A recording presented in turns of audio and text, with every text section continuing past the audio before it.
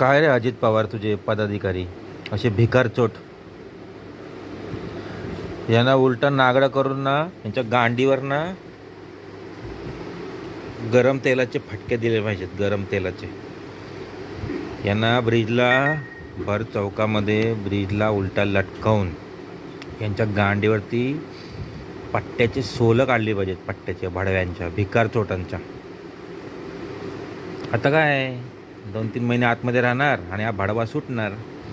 माझा जर बस चालेल ना तर या भडव्यांना अशा मादर चोतांना अशा भडव्यांना उलटा नागडा करून यांच्या गांडीवर फटके मारायला दिले पाहिजे पब्लिकला.